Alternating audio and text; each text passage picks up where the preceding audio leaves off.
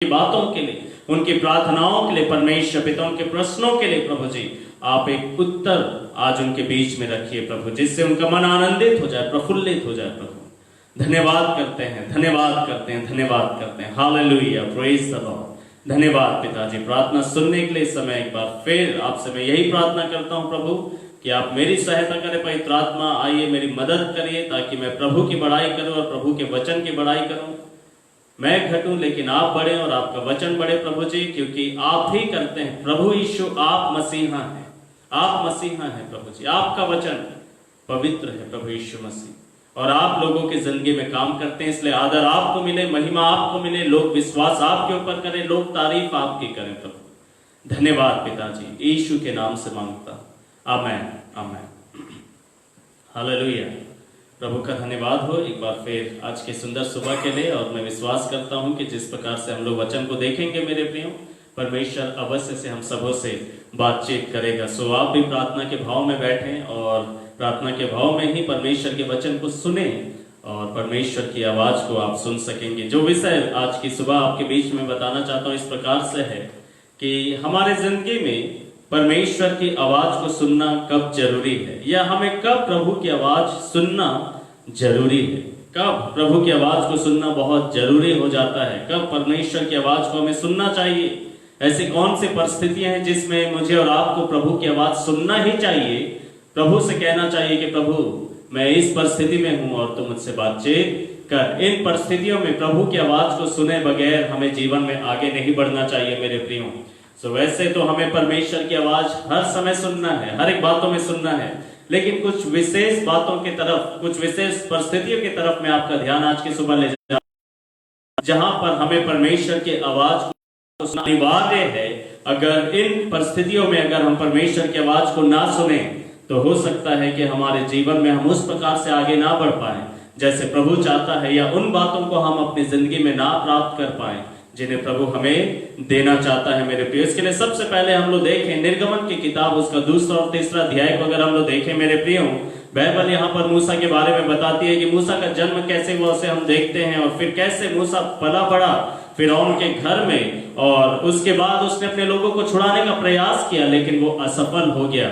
और जब ये बात सबके ऊपर प्रकट हो गई, वो इतना भयभीत हो गया कि वो मिद्यान को भाग गया मेरे प्रियो। और परमेश्वर जब वो मिद्यान में चला जाता है और उसकी उम्र 80 साल हो चुकी थी मेरे प्रियो, और वहां पर सिपोरा से उसका विवाह हो जाता है, और इन दिनों में परमेश्वर उसके पास आकर बातचीत करता है, वह परमेश्वर की आवाज को सुनता है। अर्थात पहला बात जब हमें परमेश्वर की आवाज को सुनना बहुत जरूरी है मेरे प्रिय, ये उस समय है जब आप अपनी जिंदगी में असफल हो जाएं, जब आप अपने जीवन में एक असफलता को अनुभव कर रहे हो। आपने प्रयास किया लेकिन उसका प्रतिफल कुछ भी नहीं निकला, आपने कुछ आशा से कुछ काम को किया मेरे प्रियो, लेकिन आशा के विपरीत परिणाम आया। आप सफलता के बारे में सोच रहे थे लेकिन आप असफल हो गए।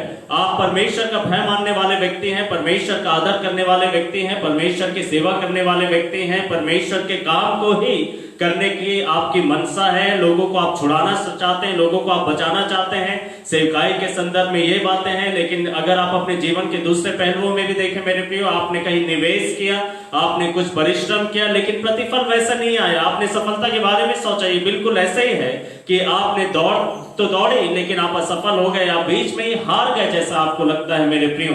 आपने प्रयास बहुत किया, आपका मन बहुत अच्छा था, आप सब कुछ आपको लगता है कि आपने बिल्कुल ठीक किया, लेकिन जब परिणाम आया तो आपने देखा कि आप असफल हो गए हैं मेरे प्रियो। वो असफलता आपसे बर्दाश्त नहीं हो रही है, वो सफलता को आप सह नहीं पा रहे मेरे प्रिय, वो असफलता आपके जिंदगी को फिर से प्रयास करने नहीं दे रही, और आप ऐसे परिस्थिति में आप अपनी जिंदगी को बिता रहे हैं।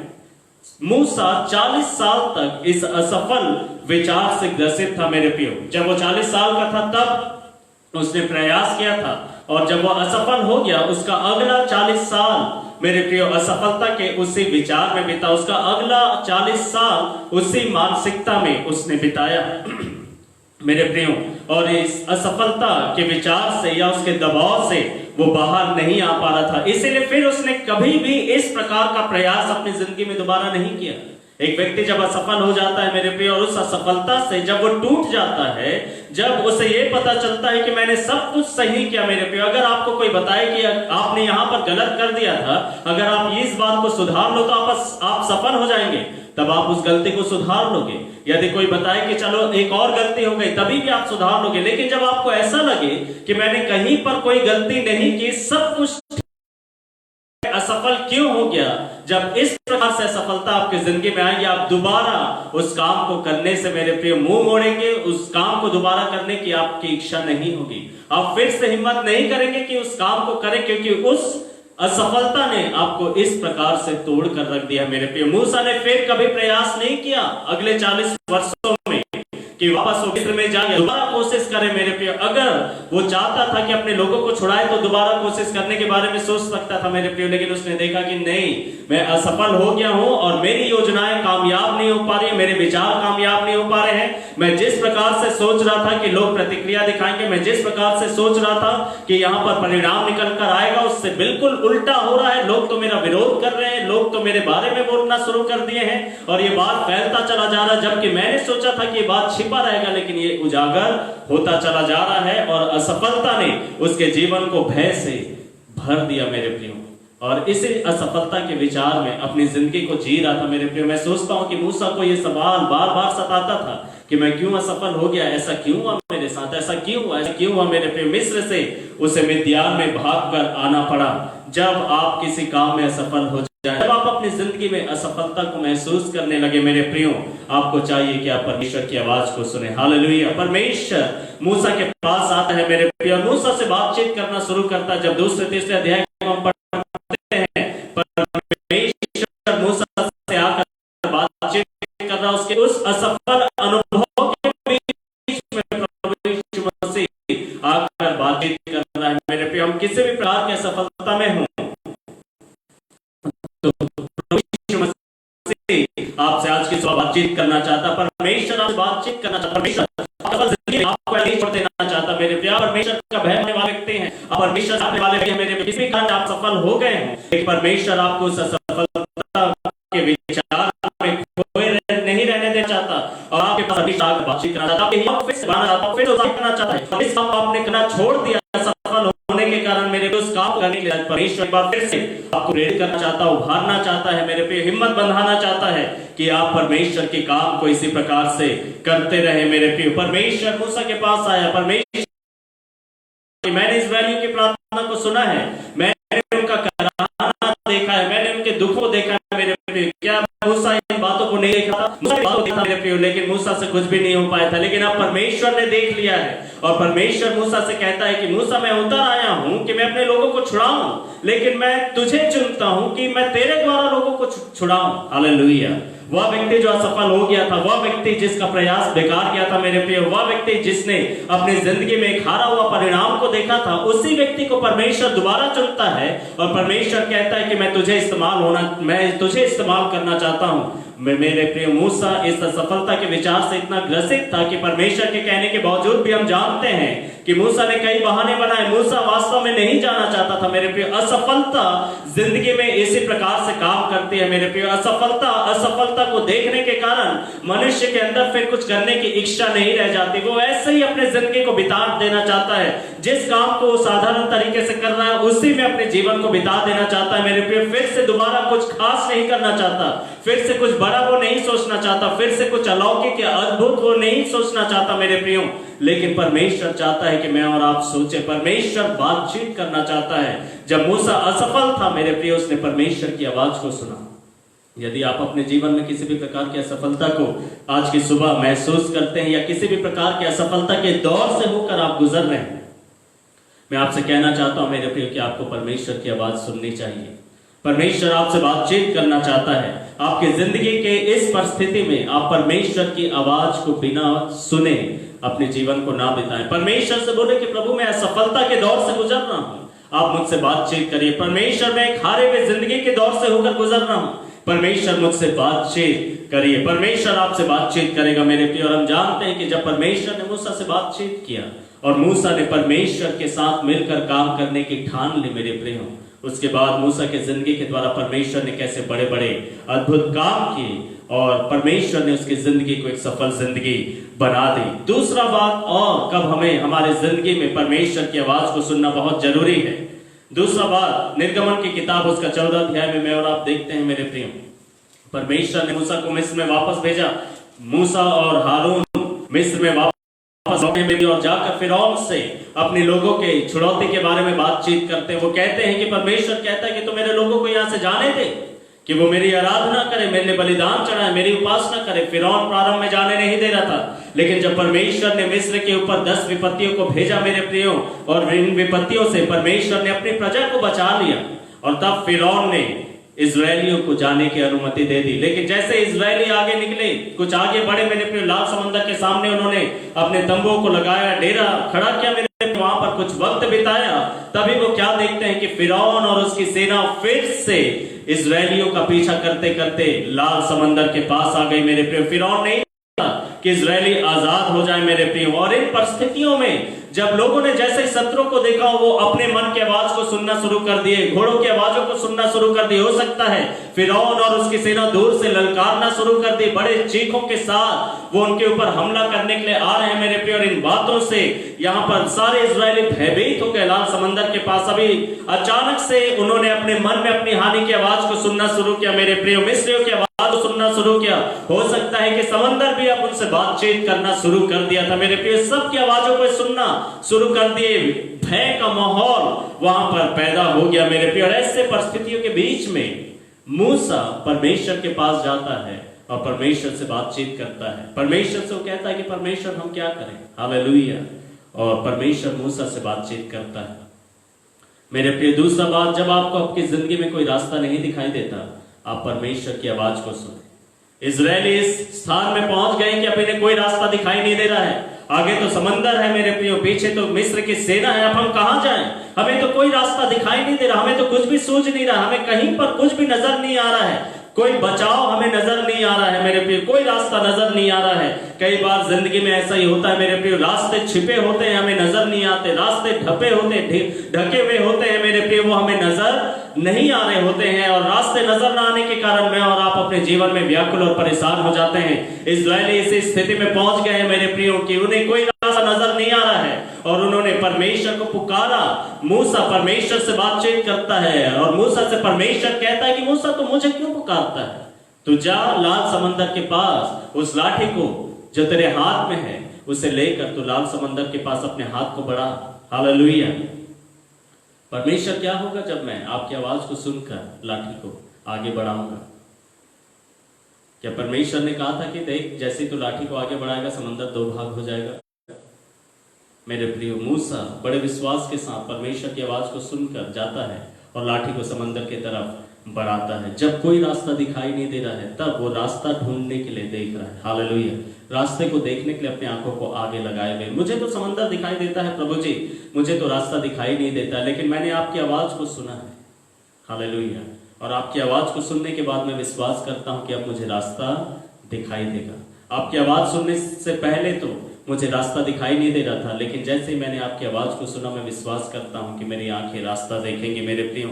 सो जब आपकी जिंदगी में कोई रास्ता नहीं दिखाई दे रहा, आपको कुछ भी नहीं दिखाई दे रहा, आपको चारों तरफ बिल्कुल रास्ता दिखाई नहीं दे रहा, आपको ऐसा लग रहा है सारे दरवाजे बंद हैं, आपको ऐसा लग रहा है कि यहाँ रास्ता है ही नहीं, मैं तो यहाँ से आगे बढ़ ही नहीं पाऊंगा, मैं तो आगे बढ़ ही नहीं पाऊंगा, मेरे जीवन में मैं कभी भी आगे नहीं बढ़ पाऊंगा, मैं तो उन्नति कर ही नहीं पाऊंगा, क्योंकि जिस मार्ग से मुझे होकर जाना है वो तो मुझे दिखाई नहीं दे रहा। परमेश्वर, मुझे समझ ही नहीं आ रहा है कि मैं कौन सा रास्ता लूं, मैं कौन से रास्ते से चलूं, मुझे कुछ भी समझ नहीं आ रहा है। समंजस से मैं घिर गया हूं। परमेश्वर पिता, मैं पीछे नहीं जा सकता क्योंकि पीछे शत्रु है, मैं दाएं बाएं नहीं जा सकता क्योंकि पर्वत है, मैं आगे नहीं बढ़ पा रहा हूं क्योंकि समंदर है, मैं क्या करूं, मैं क्या करूं? जब इस प्रकार की बातों से घिर गए, जब रास्ता दिखाई नहीं देने के कारण डर से भर गए मेरे प्रिय, जब रास्ता दिखाई नहीं देने के कारण नकारात्मक बातों से भर गए, जब रास्ता नहीं दिखाई देने के कारण कुड़कुड़ा वहां पर हो गया, शत्रु से क्या लड़ेंगे जब वो अपने में ही आपस में ही लड़ना शुरू कर दिए थे, भीड़ मूसा के साथ शुरू कर दी थी मेरे प्रियो। कई बार जब रास्ता दिखाई नहीं देता है तो एक व्यक्ति ऐसे ही उलझ जाता है मेरे प्रियो, वो आपस में ही लड़ने झगड़ने लग जाते हैं। शत्रु जो लड़ने के लिए आ रहा है उससे लड़ने की बात तो बहुत दूर है, वो आपस में ही उलझ जाते हैं, वो आपस में ही परेशान हो जाते हैं मेरे प्रिय। शत्रु को मारने की जरूरत नहीं, वो आपस में एक दूसरे को मार देंगे। ऐसे परिस्थिति वहां पर खड़ी हो गई क्योंकि रास्ता दिखाई नहीं दे रहा था। आप कैसे व्यवहार करते हैं आपकी जिंदगी में जब आपको रास्ता दिखाई नहीं देता? आप कैसे व्यवहार करते हैं जब आपको कुछ भी नहीं सूझ रहा होता? आपको ऐसा लगता है सारे दरवाजे बंद है, मैं कौन से दरवाजे से जाऊं, मैं किस रास्ते से जाऊं, मुझे रास्ता दिखाई तो दे तभी तो मैं चुनूं, मुझे तो एक भी रास्ता दिखाई नहीं दे रहा है। आप किस प्रकार का व्यवहार करेंगे उस समय में? मेरे प्रियो, जब आपको कोई रास्ता दिखाई नहीं देता है तब प्रभु की आवाज को सुने। आप परमेश्वर के पास बैठ जाएं, प्रभु को बोले, प्रभु मुझे कुछ रास्ता नजर नहीं आ रहा, आप मुझसे बातचीत करिए। और जब आप प्रभु की आवाज को सुनेंगे मेरे प्रियो, परमेश्वर आपको वो गुप्त रास्ता दिखाएगा, हालेलुया, वो छिपा हुआ रास्ता दिखाएगा जिसमें से होकर आपको जाना है। परमेश्वर की आवाज जब आप सुनेंगे तभी आपके पास वो रास्ता खुल जाएगा और आपको वो रास्ता स्पष्ट दिखाई देगा। जिस मार्ग से आपको होकर जाना है वो रास्ता आपकी आंखों के सामने होगा मेरे प्रियो। परमेश्वर स्वयं आंधी और तूफान के बीच में से परमेश्वर आपके लिए रास्ता बनाएगा। और याद रखें कि ये रास्ता केवल आपके लिए होगा, हालेलुया, ये रास्ता केवल आपके लिए होगा।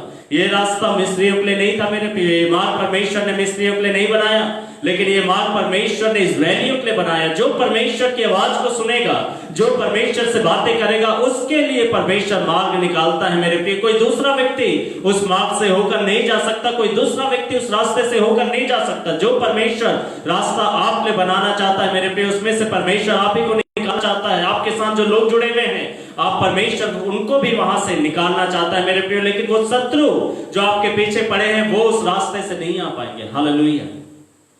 जब शत्रु ने उसी मार्ग को लेना चाहा मेरे प्रियो, परमेश्वर ने आदेश दिया और समंदर ज्यों का त्यों हो गया और शत्रु डूब कर मर गए। लेकिन इस्राएली उस सूखी भूमि से होकर आगे लाल समंदर को वो पार कर जाते हैं। सो मेरे प्रिय, जब आपको कोई रास्ता आपकी जिंदगी में दिखाई नहीं देता, आपको ऐसा लगता है, हे परमेश्वर मैं क्या करूं, हे परमेश्वर मैं कहां जाऊं, यहां से मैं कहां जाऊं, मैं तो फंस गया हूं चारों दिशाओं से। मुझे ऐसा लग रहा है कि मैं फंस सा गया हूं, मैं कहीं पर भी नहीं जा पा रहा हूं और मुझे ऐसा लग रहा है कि मेरे प्राण जोखिम में पड़ गए। प्रभु, अगर मैं यहीं पर रहूंगा तो मैं मर जाऊंगा। परमेश्वर, मुझे आगे बढ़ना है लेकिन मुझे रास्ता दिखाई नहीं दे रहा। जब आप परमेश्वर को पुकारेंगे मेरे प्रिय, परमेश्वर आपसे बातचीत करेगा। सो जब आपको कोई रास्ता नहीं दिखाई देता, आप परमेश्वर की आवाज को सुने मेरे प्रियो। बहुत कठिन हो जाता है ऐसे समय में कि हम परमेश्वर की आवाज को सुने। जब बहुत सारी बातें आपके दिमाग में चल रही है, कोई आपको कुछ दूसरा सुझाव दे रहा है, आपसे कोई कह रहा है कि तुम ऐसा कर लो, कोई कहता है कि ये कर लो, कोई कहता है कि उधर चले जाओ, कोई कहता है इधर चले जाओ, ऐसा कर लो वैसा कर लो। कितने सारे विकल्प, जितने ज्यादा लोग होंगे उतने ज्यादा विकल्प होंगे कई बार आपकी जिंदगी में, और आपका मन और असमंजस में पड़ जाएगा। आपको समझ में नहीं आएगा कि लोग तो इतने सारे सलाह दे दिए, इनमें से अब मैं कौन सा मानूं। सारे सलाह को आप एक साथ नहीं मान सकते, एक चुनाव तो करना ही पड़ेगा। प्रभु, मैं कौन सा रास्ता चुनूं, कौन सा विकल्प चुनूं? और हो सकता है जितने विकल्प मनुष्यों ने दिए उनमें से एक भी वह विकल्प ना हो जो परमेश्वर आपको देना चाहता है, हालेलुया। इसीलिए परमेश्वर के विकल्प को सुनना जरूरी है। परमेश्वर कौन सा रास्ता आपके लिए बना रहा है मेरे प्रिय, ये जानना बहुत जरूरी है। परमेश्वर की आवाज को सुनना जरूरी है। तीसरा बात, हमें और परमेश्वर की आवाज को सुनना कब जरूरी है मेरे प्रियो? जब आप आंधी तूफान में चल रहे हो, जब आप आंधी तूफान के बीच में से गुजर रहे हो, जब आपकी जिंदगी में आंधी और तूफान का दौर चल रहा हो, तब बहुत जरूरी है कि आप परमेश्वर की आवाज को सुने। बाइबल बताती है मत्ती रचित सुसमाचार उसका 14 अध्याय में मेरे प्रियो कि प्रभु यीशु मसीह ने चेलों को विवश किया कि वो उससे पहले झील के उस पार चले जाए, और स्वयं प्रभु यीशु मसीह प्रार्थना करने के लिए चले गए। और जब चेले नाव खेते खेते बीच में पहुंचे मेरे प्रियो, आंधी तूफान इतना ज्यादा हो गया, हवा इतना विपरीत चलने लगा मेरे प्रियो कि वो नाव को आगे नहीं ले जा पा रहे थे। वो नाव खेते खेते परिश्रम करते करते घबरा गए मेरे प्रियो, डर गए। अब आंधी तूफान को देखकर उन्हें ऐसा लगने लगा कि हम अब इस झील को पार नहीं कर पाएंगे, अब तो प्रभु यीशु मसीह भी हमारे नाव में इस समय में नहीं है और हम शायद आज यहीं पर डूबकर खत्म हो जाएंगे। ऐसे परिस्थिति इनकी जिंदगी में आ गई मेरे प्रियो। और उसी समय में प्रभु यीशु मसीह चलकर आते हैं और प्रभु यीशु मसीह उनसे बातचीत करते और कहते हैं कि मैं हूं, डरो मत, हालेलुया। अभी तक मेरे प्रिय हो सकता है कि चेले आंधी तूफान का आवाज सुन रहे थे, चेले आपस में एक दूसरे का आवाज सुन रहे थे, सब आपस में कुछ कुछ बातें कर रहे हैं मेरे प्रियो, लेकिन वो सब बातें उन्हें उत्साहित नहीं कर पा रही थी, वो सब आवाज उन्हें उत्साहित नहीं कर पा रहा था मेरे प्रिय। यद्यपि ये बहुत अच्छे तैराक थे, लेकिन इनका अपना अनुभव भी इन्हें हियाव नहीं दे पा रहा था। आंधी और तूफान को देखकर अत्यंत भयभीत हो गए। अब आंधी तूफान में हम कैसे बढ़े, जब आंधी तूफान आपके रास्ते को रोक दे मेरे प्रिय, आपके जिंदगी में उठने वाले विपरीत परिस्थितियां जब आपके दौड़ को रोकना शुरू कर दे, आपकी यात्रा को रोकना शुरू कर दें, जब आपको ऐसा लगे कि मैं आगे नहीं बढ़ पा रहा हूं, तब आपको परमेश्वर की आवाज को सुनना है। परमेश्वर की आवाज को बिना सुने आप आगे नहीं बढ़ पाएंगे, आप उस पार नहीं पहुंच पाएंगे। जब आप अपने जिंदगी में आंधी तूफान से घिर जाए मेरे प्रिय, कई घंटों तक ये नाव को खेते रहे मेरे प्रिय, कई घंटों तक इनके मन में नकारात्मक विचार चलते रहे। मनुष्य का जीवन ऐसे ही होता है मेरे प्रिय, जैसे विपरीत परिस्थिति आती है अक्सर नकारात्मक विचार उसके मन में तुरंत आ जाते हैं, उसके विचारों में तुरंत आ जाते हैं। नकारात्मक विचारों से कई बार मनुष्य अपनी जिंदगी को आजाद नहीं रख पाता, अपने आप को दूर नहीं रख पाता है। चेलों के साथ भी संभवतः ऐसा ही हुआ मेरे प्रियो, कि जैसे वो नाव को खेते खेते आगे बढ़े और जब आंधी तूफान आया, कितने घंटों तक मेरे प्रिय ये उलझते रहे आंधी तूफान से, ये आगे नहीं बढ़ पा रहे और इनके मन में तरह तरह के सवाल उठने लगे हैं मेरे प्रियो। डर का माहौल उत्पन्न हो गया है, जबकि ये 12 चेले हैं लेकिन फिर भी भयभीत हैं। कोई एक दूसरे को हिम्मत नहीं दे पा रहा, कोई एक दूसरे का हियाव नहीं बंधा पा रहा, क्योंकि 12 के 12 डरे हुए हैं। 12 के 12 नकारात्मक विचारों से भर से गए हैं मेरे प्रियो, 12 के 12 खौफ से भर गए हैं मेरे प्रियो, 12 के 12 एक दूसरे को उत्साहित नहीं कर पा रहे। सब शायद भय की बातें कर रहे हो, सब शायद अपने मौत की बातें कर रहे हो। ऐसे परिस्थिति में पड़ गए जब आंधी तूफान में आप अपने आप को पाते हैं मेरे प्रियो। प्रभु यीशु मसीह की आवाज को आपको सुनना जरूरी है।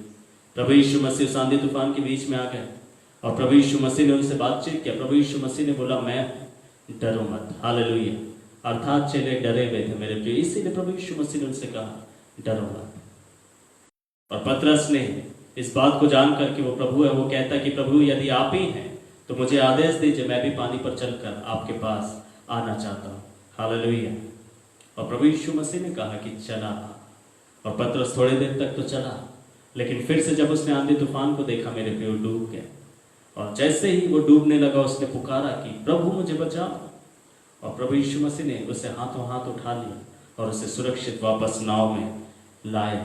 मेरे प्रिय, जब आप अपनी जिंदगी में आंधी तूफान में चल रहे हैं, जब आपको ऐसा लग रहा है कि आप एक अच्छे परिस्थिति में नहीं जी रहे, आप जिन परिस्थितियों में आज अपनी जिंदगी को बिता रहे हैं मेरे प्रिय, जो आपका आज का समय है, जिस दौर से होकर आप अपने जीवन में आगे बढ़ रहे हैं, आपको ऐसा लग रहा है कि वो अदृश्य आंधी तूफान आपकी जिंदगी में चल रहा है, वो अदृश्य विपरीत हवाएं आपकी जिंदगी में चल रही हैं मेरे प्रिय।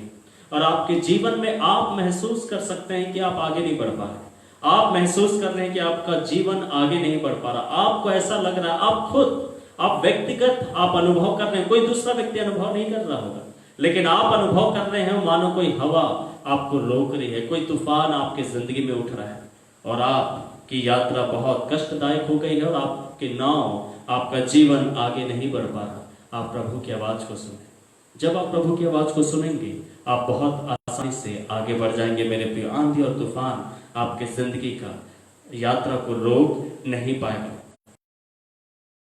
और कब हमें परमेश्वर की आवाज को सुनना बहुत जरूरी है। पहला शमूएल की किताब उसका 17 अध्याय को अगर हम लोग पढ़ें मेरे प्रिय, मैं और आप यहाँ पर गोलियात के बारे में देखते हैं कि गोलियात जो फलिस्तियों में से एक था मेरे प्रिय। फलिस्तियों की युद्ध इजरायलियों से होने वाली है और इजरायली साउल के नेतृत्व में फलिस्तियों से युद्ध करने के लिए युद्ध भूमि में आ जाते हैं, लेकिन उन्हें नहीं पता था कि युद्ध किस प्रकार का होगा। फलिस्तियों ने पहले से युक्ति बना लिया था कि हमें किस प्रकार से चुनौती देना है। इजरायली इस बात को नहीं जानते थे मेरे प्रिय कि किस प्रकार की युक्ति के साथ फलिस्ती आए हैं। और जैसे इजराइल साउल के नेतृत्व में युद्ध करने के लिए जाता है और युद्ध भूमि में मेरे प्रियो फलिस्तियों में से एक सूरवीर जिसका नाम गोलियात था, वो सामने आता है और ललकारता और चुनौती देता है और कहता है कि तुम में से कोई एक व्यक्ति, इजरायलियों में से कोई एक व्यक्ति मुझसे लड़ने के लिए सामने आए और हम आपस में लड़ेंगे। यदि मैं हार गया तो संपूर्ण फलिस्ती तुम्हारे जो दास है बन जाएंगे, तुम्हारी प्रजा बन जाएगी, तुम्हारे वो सेवा टहल करेंगे, तुम्हारे अधीन हो जाएंगे। लेकिन अगर इजरायलियों में से जो भी व्यक्ति, जो भी योद्धा लड़ने के लिए आ रहा है, यदि वो हार जाए तो इजरायली हमारे गुलाम बन जाएंगे। इस प्रकार की लड़ाई का बारे में उन्होंने कुछ भी कल्पना नहीं किया था इजरायलियों ने मेरे प्रिय। और बाइबल बताती है ना तो साउल लड़ने के लिए तैयार हुआ और ना ही सेना में से कोई व्यक्ति लड़ने के लिए तैयार हुआ। वहां पर बहुत बड़े बड़े योद्धा थे, लेकिन किसी का भी हिम्मत नहीं हुआ कि गोलियत की चुनौती को स्वीकार करे मेरे प्रियो। और ऐसे समय में दाऊद आता है और दाऊद गोलियत की बातों को देखता है और दाऊद के मन में एक आवाज आती है, दाऊद तू ये काम कर सकता है। हालेलुया। दाऊद तो गोलियत को मार सकता है, और उसने उस आवाज को स्वीकार किया, उस आवाज को उसने सुन लिया, और उसने बोला कि मैं इस खतना रहित पलिश्ती से जाकर सामना करूंगा, मैं इससे लड़ूंगा, और उसे साउल के पास पहुंचाया गया मेरे प्रियो। और साउल ने भी उसके मनोबल को गिराया, लेकिन फिर भी उस आवाज को पकड़ा रहा। अर्थात मेरे प्रियो, जब आपके सामने शत्रु होता है तब आप प्रभु की आवाज को सुने। जब आपके सामने शत्रु है, एक ऐसा शत्रु जिसके सामना आपने कभी भी नहीं किया, एक ऐसा शत्रु जिसे आपने कभी भी नहीं देखा, एक नए प्रकार का शत्रु का आप सामना कर रहे हैं, नई नई चीजों का आज दुनिया सामना कर रहा है। हो सकता है आप अपने व्यक्तिगत जीवन में कई नई बातों का सामना कर रहे हो मेरे प्रियो। आप कैसे उसका सामना कर पाएंगे? जब आप उसके सामने जाए तो आपको परमेश्वर की आवाज को सुनना बहुत जरूरी है मेरे प्रियो। जब दाऊद गोलियत का सामना करने के लिए जा रहा था मेरे प्रियो, उससे पहले कई बातों को उसने सुना, उसके अपने भाइयों ने इसके मनोबल को गिराया। साउल उससे कहता है कि तू तो लड़का ही है, और गोलियत तो लड़कपन से योद्धा है, वो सुरवीर है, उसने तेरे जैसे बहुतों को खत्म कर दिया है। इन सब बातों को उसने सुना, और जब वो युद्ध भूमि में गया मेरे प्रियो, गोलियत भी उसे चुनौती देने लगा, गोलियत भी उसे गालियां देने लगा, गोलियत भी उसे ललकारने लगा, श्राप देने लगा। लेकिन इतने सारी बातों को सुनने के बाद भी मेरे प्रियो, ये सब बातें दाऊद के ऊपर कुछ भी असर नहीं कर पाई। कैसा होगा जब आपको लोग कोसे मेरे प्रियो, लोग आपको श्राप दे, तरह तरह की बातें करें, आपके विरुद्ध में बातें करें, आपको निंदा करें, आपको अपमानित करें, आपके विरुद्ध में झूठी बातों को बोले। और कई बार ऐसा होता है कि मनुष्य, प्रभु के भी लोग जो हैं, वो इन बातों को जो सुनते हैं, उन्हीं बातों को अपने मन में रखते होती हैं। परमेश्वर ने क्या कहा है वो बातें उनके दिमाग से निकल जाती है, लेकिन मनुष्य ने क्या कहा है वो बातें उनके मन में बैठ जाती मेरे पे। हो सकता दाऊद भी ऐसा कह सकता था कि मेरे भाइयों ने मुझे ऐसा बोला, एक किनारे में जाकर बैठ जाता, उदास हो जाता मेरे प्रियो, और वो कहता कि मेरे भाइयों ने मुझे ऐसा क्यों कहा, मेरे भाई मुझे सही नहीं समझते, मेरे भाई मेरे बारे में ऐसा बोलते हैं। वो इस प्रकार से शिकायत करने के लिए एक जगह बैठ सकता था उदास होकर, या फिर वो एक जगह जाकर बैठ जाता और कहता कि मेरा राजा मेरे ऊपर विश्वास नहीं कर रहा। देखो साउल ने भी ऐसा बोला, जबकि मैं तो लड़ने के लिए जाऊंगा बोल रहा था, लेकिन वो मेरा मनोबल बढ़ा ही नहीं रहा, कोई मेरा उत्साह नहीं बढ़ाता, कोई मुझे उत्साहित नहीं करता, कोई मुझे प्रोत्साहन नहीं देता, सब मुझे नीचे खींच रहे, मुझे ऐसा लगता है, सब मुझे निराश कर रहे, ऐसा लगता है कोई मुझे समझता नहीं। ऐसे शिकायत भरी बातों को लेकर दाऊद भी बैठ सकता था मेरे प्रियो। छोटे बच्चे तो अक्सर ऐसा करते हैं, जो कम उम्र के अक्सर ऐसा करते हैं, लेकिन दाऊद ऐसा नहीं किया। जबकि वो लड़का ही था, उसने ऐसा नहीं किया मेरे प्रियो। उसने लोगों की बातों को मन से नहीं लगाया, उसने राजा की बातों को मन से नहीं लगाया, उसने अपने भाइयों की बातों को भी मन से नहीं लगाया, ना तो उसने शत्रु की बातों को अपने मन से लगाया। मेरे प्रियो, कई बार लोग किसी को श्राप दें, बुरी बुरी बातें बोलें, और यदि उनका जीवन थोड़े समय के लिए कुछ उलझन में फंस जाए तो कई बार विश्वासियों को भी ऐसा लगता है जो उसने श्राप दिया था कहीं वो तो काम नहीं कर रहा। मेरे प्रियो, दाऊद इन सब बातों को सोचकर बैठ सकता था, लेकिन दाऊद ने इन सब बातों को नजरअंदाज किया। लेकिन वह बात जो परमेश्वर उसके मन में बोल रहा था कि दाऊद तूने सिंह और भालू को मारा है, मेरी सहायता से गोलियत को भी तो मार देगा। हालेलुया। उस समय उसका ध्यान गोलियत में था मेरे प्रियो। शैतान चाहता है कि इस प्रकार की बातों के द्वारा आपका ध्यान शत्रु पर से हटा दे, शत्रु वैसे ही बना रहे और परिस्थिति वैसे ही बने रहे। अगर जब आप लोगों की बातों को नजरअंदाज करके परमेश्वर की आवाज को सुनेंगे तो आपका शत्रु गिर जाएगा, और जितना जल्दी शत्रु गिरेगा उतना ही जल्दी आप आगे बढ़ेंगे मेरे प्रियो, और आप अपने जीवन में उन्नति करेंगे। जब तक शत्रु सामने है, कर रहा है, आप आज नहीं तो कल सामना तो करना ही। जब आप आपके शत्रु का सामना करने के लिए होते हैं, आप परमेश्वर की आवाज को सुने, छोटे क्यों ना हो, आप छोटे हो या बड़े हो, आप परमेश्वर की आवाज को सुन सकते हैं। अगर आप शत्रु के सामने खड़े हैं मेरे प्रियो, आप परमेश्वर की आवाज को सुन सकते हैं। कौन सा शत्रु आपके सामने में खड़ा है? गोलियत को पहले कभी भी इस्राएलियों ने नहीं देखा था। हो सकता है वर्तमान में जिस शत्रु का आप सामना कर रहे हैं, चाहे वो कोई बीमारी हो आपकी, चाहे वो कोई आवश्यकता हो, ऐसी आवश्यकता जो पहले कभी भी आपकी जिंदगी में नहीं आई, आप पहली बार ऐसे बातों का सामना कर रहे हैं, कुछ नई बातें आपकी जिंदगी में आ गई, कुछ आ गई मेरे प्रिय, जिसका सामना आपने कभी भी अपने जीवन में नहीं किया। अगर ऐसी स्थिति है तो आप परमेश्वर की आवाज को सुने मेरे प्रियो। क्या आप ऐसे शत्रु का सामना कर रहे हैं जिसने बहुतों को मार दिया? साउल ने बोला दाऊद से कि दाऊद तू लड़का ही है, और वो लड़कपन से सूरवीर है, वो लड़कपन से योद्धा है, उसने बहुतों को खत्म किया। मेरे प्रियो, हो सकता है जिस परिस्थिति का आप सामना कर रहे, जिस शत्रु का सामना कर रहे, उसने बहुतों को खत्म कर दिया रखेगा। परमेश्वर हमें सामर्थ्य देगा। परमेश्वर की आवाज को सुने मेरे प्रियो। जब आप शत्रु के सामने खड़े हैं, आप परमेश्वर की आवाज को सुने, जैसे दाऊद ने शत्रु के सामने परमेश्वर की आवाज को सुना मेरे प्रियो। परमेश्वर उससे कह रहा था कि दाऊद, तुझसे ये संभव है, तू ये कर लेगा, तू शत्रु को हरा देगा, मैं तेरी सहायता करूंगा। और मेरे प्रियो, दाऊद युद्ध में चला गया, शत्रु का सामना करने के लिए चला गया। और हम जानते हैं कि दाऊद को कठिनाई नहीं हुई। हालेलुया। बहुत कठिन लग रहा था। जब तक हम कदम नहीं बढ़ाते, कई चीजें बहुत कठिन लगती। आपको पता है मेरे प्रियो, जब तक आप प्रभु की आवाज को नहीं सुनेंगे, आपके लिए बहुत सारी चीजें बहुत कठिन होंगी, बहुत ज्यादा कठिन होंगी। साउल के लिए कठिन था गोलियत को हराना, क्योंकि साउल परमेश्वर की आवाज को नहीं सुन रहा था। साउल के भाइयों के लिए बहुत कठिन था गोलियत को हराना, क्योंकि वो परमेश्वर की आवाज को नहीं सुन रहे थे। जब तक आप परमेश्वर की आवाज को नहीं सुनेंगे, आपके लिए बहुत सारी बातें बहुत कठिन हो जाएंगी। वो ऐसे कठिन आपको दिखाई देंगे कि आप प्रयास भी नहीं करेंगे, और वो वैसे ही जिंदगी में बने रहेंगे मेरे प्रिय। 40 दिन तक गोलियत इन्हें ललकारता रहा। आश्चर्य लगता है मेरे प्रियो, क्या कभी आपने ऐसा अनुभव किया कि 40 दिन से आप रोज एक ही बात के बारे में सोच रहे हैं? हर सुबह आप उठते हैं, जो कल आपके दिमाग में चल रहा था वही आज भी चल रहा है सुबह, और आप ये भी नहीं जानते कि आने वाले कल में भी वही चलेगा, और आप ये जानते कि ये पूरा महीना आप उसी विचार। आपने ऐसा अनुभव किया आपके पिछले समय कि करीब 40 दिन आप एक ही बात को लेकर परेशान थे, रोज उसी विचार में उठते थे, उसी विचार में दिन बिताते थे, और उसी चिंता के साथ सो जाते थे।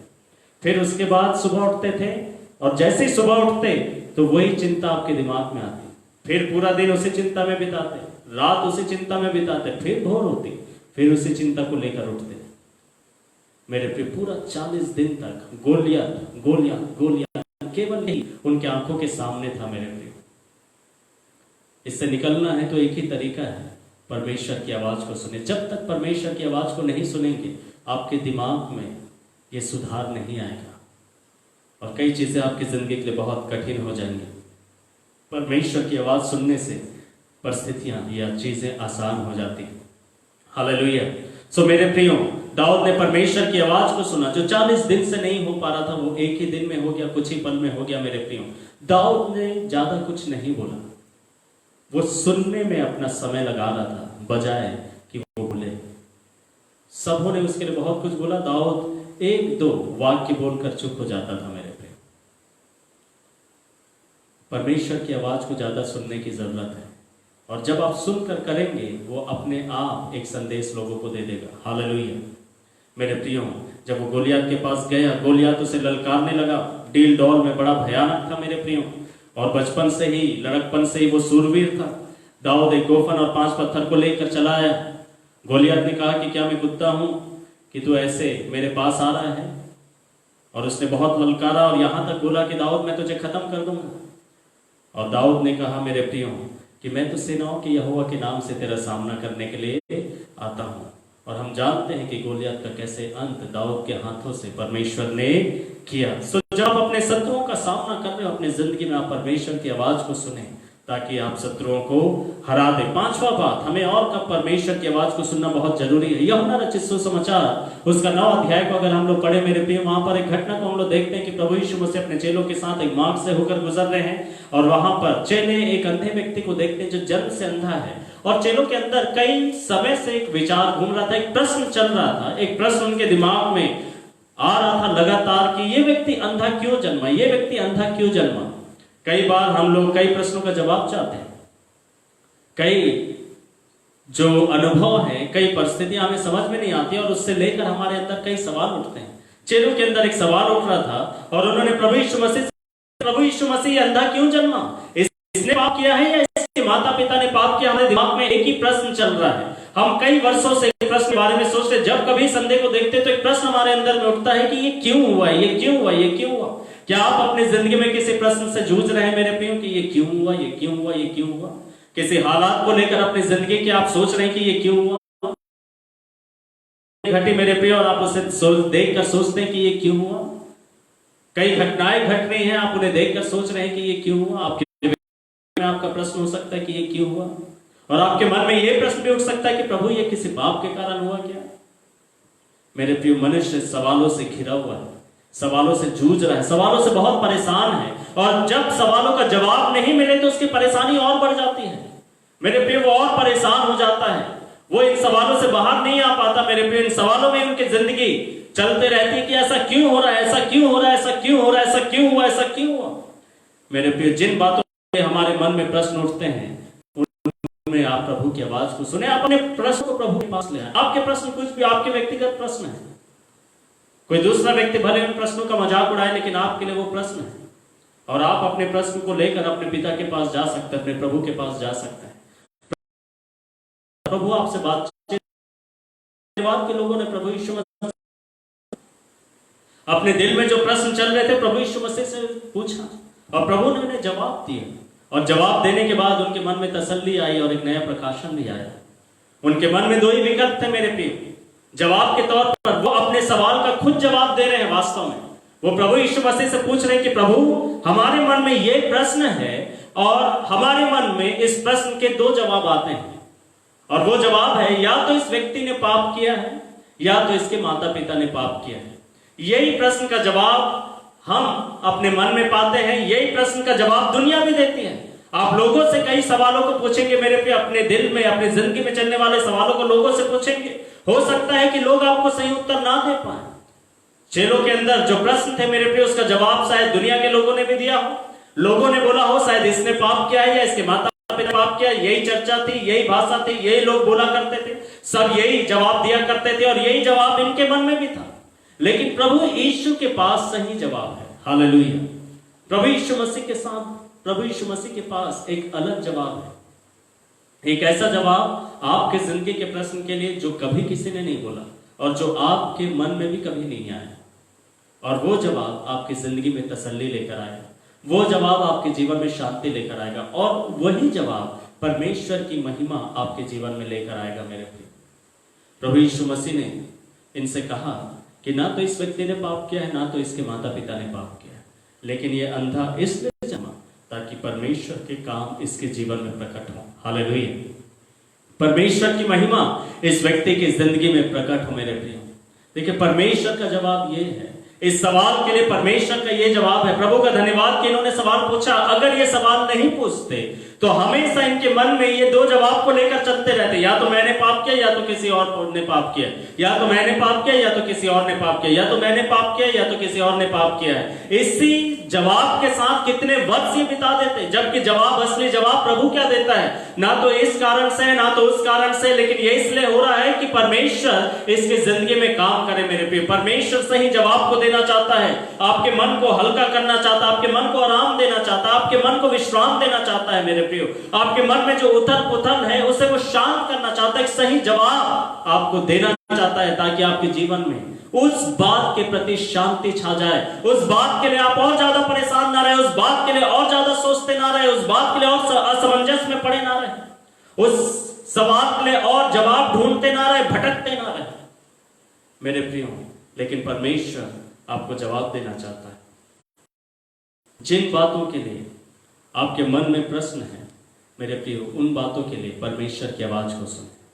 परमेश्वर आपको जवाब देना चाहता है और आपको शांति देना चाहता है। छठवां बात मेरे प्रिय, हमें और परमेश्वर की आवाज को कब सुनना है। प्रेरितों के काम उसके 10वें अध्याय को अगर हम पढ़े मेरे प्रिय, यहाँ पर कुरनेलियुस की घटना को मैं और आप देखते हैं। कुरनेलियुस से परमेश्वर ने बातचीत किया स्वर्गदूत को भेजकर, और उससे कहा कि तू पतरस को बुलवा ला अपने घर में। और उसी दौरान पतरस से भी परमेश्वर बातचीत कर रहा है एक दर्शन के माध्यम से। उसने एक चादर को उतरते हुए देखा जो अशुद्ध जंतुओं से भरा हुआ था व्यवस्था के अनुसार, और एक आवाज आता है कि इसे मार, इसे खा। और पतरस ने कहा कि कोई भी अशुद्ध चीज मैं अभी तक नहीं खाया प्रभु जी। और फिर आवाज आया कि नहीं, जिसे परमेश्वर ने शुद्ध ठहराया उसे तू क्यों अशुद्ध कहता है।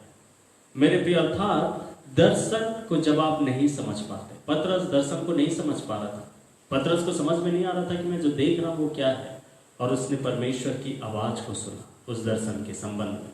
मेरे प्रिय, जब आप ऐसे दर्शन और स्वप्न को देखते हैं, क्यों हमसे स्वप्न और दर्शन के माध्यम से बातचीत करता है। और जिस स्वप्न या दर्शन को आपको लगता है कि परमेश्वर की ओर से है और आप समझ नहीं पा रहे हैं, उसमें आप परमेश्वर की आवाज को सुने। आप परमेश्वर से पूछे कि प्रभु इस दर्शन का अर्थ क्या है, प्रभु इस स्वप्न का अर्थ क्या है, और परमेश्वर आपको बताएगा कि इस दर्शन के पीछे क्या है, इस स्वप्न के पीछे क्या है। मेरे पे कई बार दर्शन और स्वप्न के द्वारा परमेश्वर अपनी योजना, स्वप्न और दर्शन के द्वारा परमेश्वर मार्गदर्शन। यदि दर्शन को आपने देख लिया और यदि आप उसे समझ नहीं पाए, तो अगर उसमें मार्गदर्शन छिपा हुआ था तो आप मार्गदर्शन, यदि किसी स्वप्न में परमेश्वर की योजना को परमेश्वर ने प्रकट किया था और यदि उस स्वप्न को आप नहीं समझ पाएंगे तो परमेश्वर की योजना को नहीं समझ पाएंगे। इसलिए वे स्वप्न और दर्शन जो आपको समझ में नहीं आते हैं, आप परमेश्वर से बोले और पूछें कि प्रभु इस स्वप्न और दर्शन के प्रति मुझसे आप बातचीत करें। अगर आपकी कुछ योजना है प्रभु जी, तो प्रभु आप मुझे समझाइए। आप उसे हल्के में मत लीजिए, उसे ऐसी नजरअंदाज मत कर दीजिए। भले किसी और से आपने पूछा, वो आपको समझा नहीं पाया, परमेश्वर ने दर्शन दिया है, परमेश्वर समझाएगा। हालेलुया। और आप परमेश्वर से पूछें मेरे प्रियो, परमेश्वर से इस विषय में आप बातचीत करेंगे, परमेश्वर आपको समझाएगा ताकि आप अपना दृष्टिकोण बदल दें। पतरस ने अपना दृष्टिकोण बदला। कई बार परमेश्वर स्वप्न और दर्शनों के माध्यम से बातचीत करके आपके दृष्टिकोण को बदलना चाहता है कि आप उसकी आवाज को सुनेंगे स्वप्न और दर्शनों के माध्यम से, और जो कुछ भी प्रभु आपकी जिंदगी में बदलाव लाना चाहता है आप उसे बदल दें। कई बार स्वप्न और दर्शन का सीधा सीधा आसान अर्थ होता है मेरे प्रियो। परमेश्वर कई बार स्वप्नों के द्वारा चेतावनी देता है कि हम अपने जीवन को ठीक करें, दर्शनों के द्वारा प्रकट करता है कि हम अपनी जिंदगी को ठीक करें। और यदि परमेश्वर जब दर्शन और स्वप्न के द्वारा आपसे बातचीत करता है तो आप उसकी आवाज को सुने और अपने मन को कठोर ना करें। सातवां बात, हमें और कब परमेश्वर की आवाज को सुनना है मेरे प्रिय। दूसरा इतिहास उसका 20 अध्याय को राजा के बारे में पढ़ते हैं मेरे प्रिय, जो बहुत सारे शत्रुओं से घिर गया था। कई शत्रुओं ने मिलकर यहोशापात राजा के ऊपर आक्रमण करना चाहा, उससे युद्ध करना चाहा। और जब ये बात यहोशापात राजा को पता चला, उसने प्रार्थना किया, उसका मन घबरा गया, वो डर गया। उसने पूरे यहूदा में घोषणा करवाई कि हम सब उपवास करेंगे और परमेश्वर से प्रार्थना करेंगे। और वो परमेश्वर के भवन में जाकर प्रार्थना करने लगे मेरे प्रिय, परमेश्वर की दुहाई देने लगे। और उस समय परमेश्वर का आत्मा एक व्यक्ति पर उतरा मेरे प्रिय, और उसने भविष्यवाणी की और यहोशापात राजा और सारे यहूदियों से उसने कहा कि तुम्हें डरने की जरूरत नहीं है, तुम्हारा मन कच्चा ना हो, क्योंकि युद्ध तुम्हारा नहीं लेकिन यहोवा का है। हालेलुया। अर्थात जब हम बहुत सी बातों से घिरे रहते हैं मेरे प्रियो, उस समय आप परमेश्वर की आवाज को सुने। यहोशापात कई शत्रुओं से एक साथ घिर गया और उस परिस्थिति में उसने परमेश्वर की आवाज को सुना। जब आपको भी ऐसा लगता है आपकी जिंदगी में कि एक साथ कई बातों ने आपको आकर घेर लिया है, आप एक परिस्थिति से सामना कर रहे थे, दूसरा परिस्थिति आ गया, दूसरे से सामना कर रहे थे, तीसरा आ गया, तीसरे का सामना कर रहे थे, चौथा आ गया, चौथे का सामना कर रहे थे, पांचवा आ गया। आपके जिंदगी में तकलीफें बढ़ते ही चले जा रही है, आपकी जिंदगी में परेशानियां बढ़ते ही चले जा रही है। एक खत्म हुआ नहीं, दूसरा आ गया है। एक से तो मैं सामना कर ही नहीं पा रहा था, लेकिन दूसरा आ गया है। अभी एक का मैं समाधान निकाल भी नहीं पाया था, एक के लिए जब मैं प्रबंध कर ही रहा था कि दूसरी बात आ गई। अब मैं कैसे करूं? कई बातों से आप एक साथ घिर गए मेरे प्रिय और आपको समझ में नहीं आ रहा। जब कई बातों से आप अपनी जिंदगी में घिर जाते हैं, हालेलुया, ऐसे समय में एक है जो हमसे बातचीत करना चाहता है, जो हमें तरीका बताना चाहता है कि इन सब बातों से एक ही बार में हम कैसे बाहर आ सकते हैं। हालेलुया। एक ही बार में परमेश्वर इन सब घिरी हुई बातों से हमें बाहर निकाल सकता है, लेकिन हमें चाहिए कि हम प्रभु की आवाज को सुने। यहोशापात ने कहा मेरे प्रिय प्रार्थना में कि हे परमेश्वर, इस बड़ी भीड़ के सामने हमें कुछ सूझ नहीं रहा है, लेकिन हमारी आंखें आपकी तरफ लगी हुई है। मेरे प्रिय, हमें परमेश्वर की आवाज को सुनना उस समय जरूरी है जब हमें सूझ नहीं रहा। जब आपको कुछ सूझ नहीं रहा है तो आप सुनना शुरू करें। Hallelujah, hallelujah. जब आपको आपके जीवन में कुछ समझ में नहीं आ रहा, आपको लग रहा है कि मैं क्या करूं, आप बहुत पढ़े लिखे व्यक्ति हैं, आप बहुत बुद्धिमान हैं, आपने बहुत सारी बातों को अपने जीवन में समाधान निकाला, लेकिन वर्तमान में जिन बातों का आप सामना कर रहे हैं, एक साथ कई बातों का, उसमें आपको कुछ सूझ नहीं रहा। आप सोच रहे हैं कि मैं क्या करूं, लेकिन कोई सुझाव आपके दिमाग में नहीं आ रहा है, कोई योजना आपके दिमाग में नहीं आ रही, कोई रास्ता आपके दिमाग में नहीं आ रहा, कोई समाधान, कोई हल आपके दिमाग में नहीं आ रहा।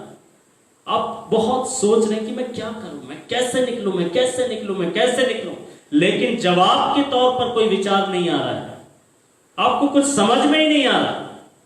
केवल आपका जो शत्रु है या जो बातें हैं, ये सब बातें आपके मन में बार बार, आप समाधान के बारे में सोचते हैं लेकिन समाधान की बात तो दिमाग में नहीं आती, समस्या ही बार बार याद आती है। ऐसे स्थिति में यहोशापात है मेरे प्रिय, जब वो कहता है कि प्रभु जी मुझे कुछ भी नहीं सूझ रहा, अगर मैं कुछ रणनीति बनाना चाहूं प्रभु जी, लोगों के साथ बैठ कर की लड़ाई को कैसे लड़ूं, तो मुझे कुछ भी नहीं सूझ रहा, मुझे ऐसा लग रहा है कि मैं फंस सा गया हूं। मेरे प्रिय, अगर आप अपने जीवन के ऐसे ही दौर में हैं जब आप कहते हो कि प्रभु मैं इतनी सारी बातों से घिर गया हूं मेरी जिंदगी में अचानक से कि मुझे कुछ भी नहीं सूझ रहा, मुझे कुछ भी समझ नहीं आ रहा, समाधान मेरे दिमाग में, मेरे मन में आ ही नहीं रहा, मैं क्या करूं। ऐसे समय में परमेश्वर से आप बातचीत करें। हालेलुया। परमेश्वर से पूछें, परमेश्वर के पास जाकर बैठे और परमेश्वर आपसे बातचीत करेगा। मेरे प्रिय, जब परमेश्वर की आवाज को सुनकर यहोशापात राजा अपनी सेना के साथ आगे बढ़ा, बाइबल बताती है जैसे परमेश्वर ने कहा था कि इस लड़ाई में तुम्हें लड़ना नहीं पड़ेगा। हालेलुया। मेरे प्रिय, प्रभु यीशु मसीह ने सब कुछ जीत लिया। उसने कहा कि संसार में तुम्हें कष्ट होते हैं, क्लेश होते हैं, लेकिन मैंने संसार को जीत लिया है। आमीन। परमेश्वर ने जीत लिया है मेरे प्रिय, हमें उसकी आवाज को सुनना है। सो सातवां बात, जब आपको कुछ सूझ नहीं रहा, जब आप चारों तरफ से घिर गए हैं, आप परमेश्वर की आवाज को सुने। परमेश्वर आपको सुरक्षित निकाल सकता है इन बातों से, इन परिस्थितियों से।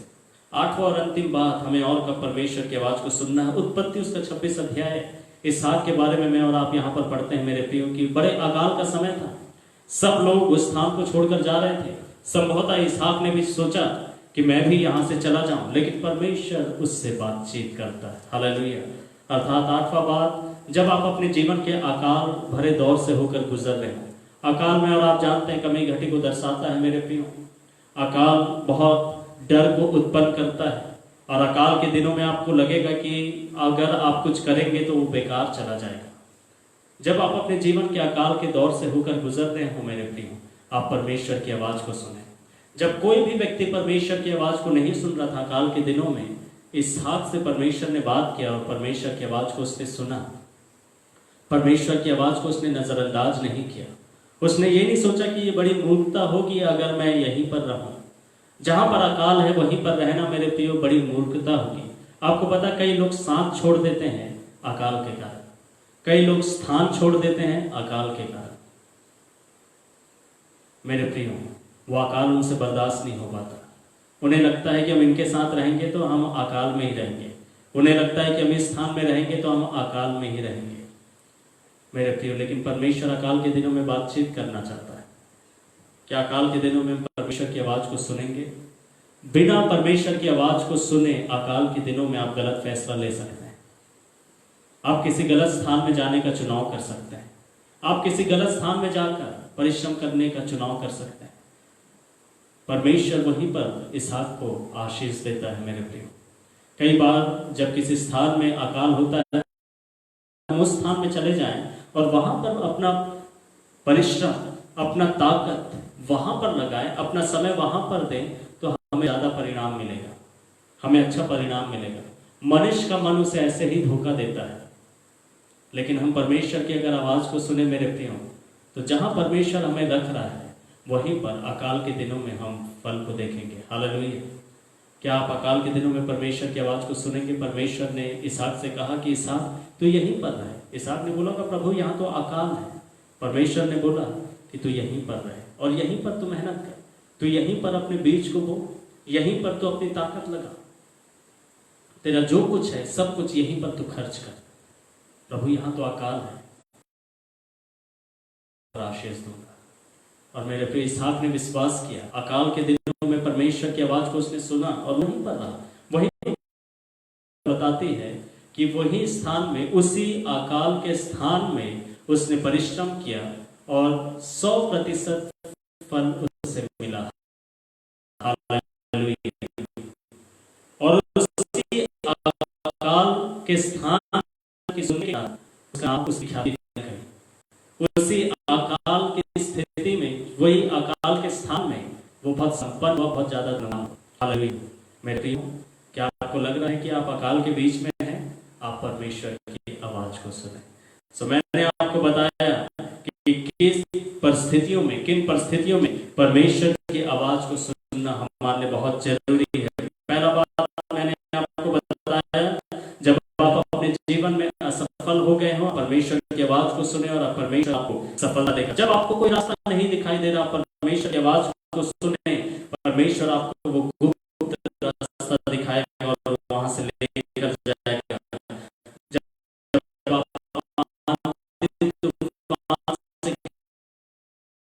मेरे प्रिय, आप परमेश्वर की आवाज में से बाहर में जब परमेश्वर की प्रश्न भरे हुए हो मेरे प्रिय, आप जूझ रहे हो अपने जीवन प्रश्नों से, आप परमेश्वर आपकी दुनिया शांति देगा। जब आपको समझ नहीं आते, आप परमेश्वर की आवाज को सुने ताकि परमेश्वर के मार्गदर्शन को प्राप्त कर सके। जब आप बहुत सारी परिस्थितियों से घिर गए हो और आपको कुछ भी सूझ नहीं रहा, परमेश्वर की आवाज सुने और परमेश्वर आपको उन सब घिरी बातों से निकाल देगा। जब आप जीवन के आगे कर रहे हैं, परमेश्वर की बात को सुने और परमेश्वर आपको उसी बात में आशीष करेगा। हालेलुया। परमेश्वर आशीष दे। आइए हम अपने आप को बंद करके बात करें। द्वारा आपने हम सबसे बातचीत किया।